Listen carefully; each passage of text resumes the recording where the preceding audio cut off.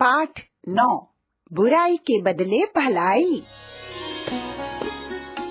जब मनुष्य की आंखों में पश्चाताप के आंसू, तो वह अपने मन से अपनी भूल स्वीकार कर लेता है।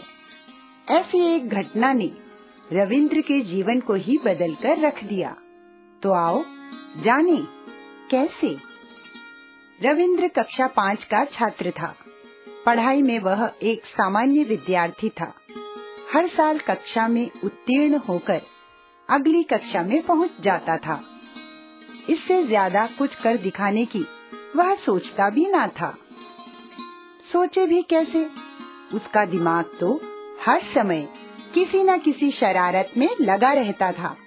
स्कूल में उसके सहपाठी और अध्यापक उससे परेशान रहते थे और घर में उसकी करतूतों को देख सुनकर माता पिता माथा ठोकते थे। दूसरों को चिढ़ाने और सताने में रविंद्र को विशेष आनंद मिलता था।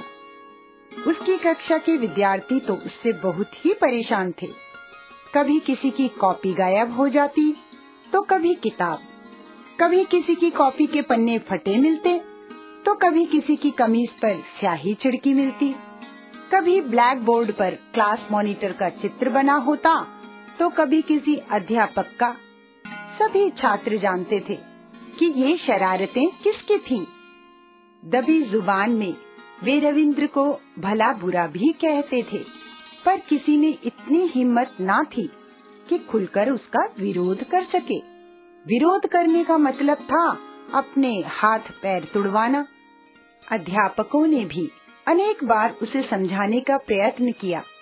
जब समझाने से बात ना बनी, तो वे समझ गए कि लातों के भूत बातों से मानने वाले नहीं हैं, और उसे कड़े से कड़ा दंड भी दिया गया।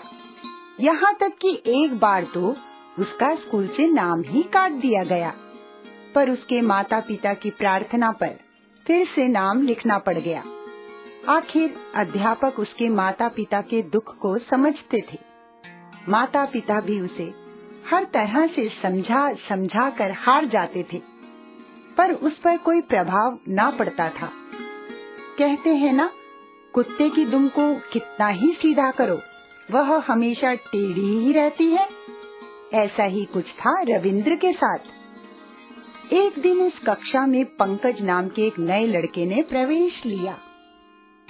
उसके पिता का तबादला इस शहर में हो गया था, इसलिए उसे सत्र के बीच में नए विद्यालय में प्रवेश लेना पड़ा था। पंकज एक विकलांग लड़का था। उसकी एक टांग घुटने तक ही थी, इसलिए उसे बैसाखियों का सहारा लेना पड़ता था।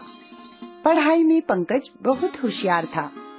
उसके पिछले अंकों के आधार पर उसका इस कक्षा में आसानी से प्रवेश हो गया था।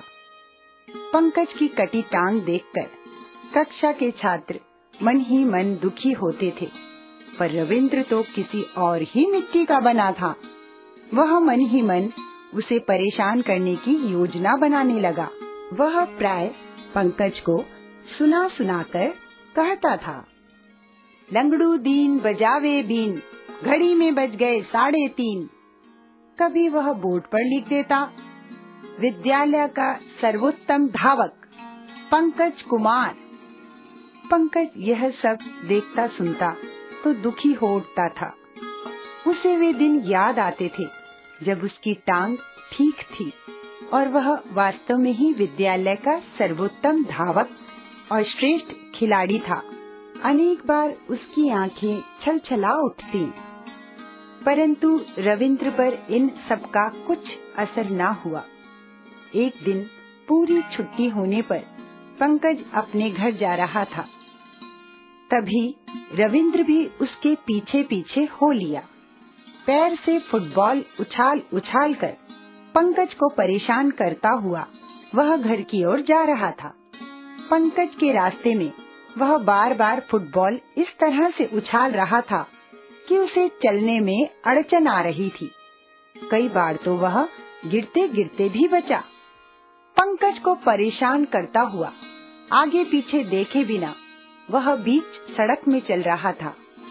लगातार आती जाती गाड़ियों की भी उसे तनिक परवाह न थी।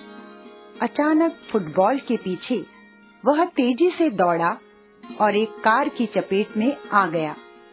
सड़क पर भीड़ इकट्ठी हो गई। भीड़ में से रास्ता बनाता हुआ पंकज रविंद्र तक जा पहुंचा।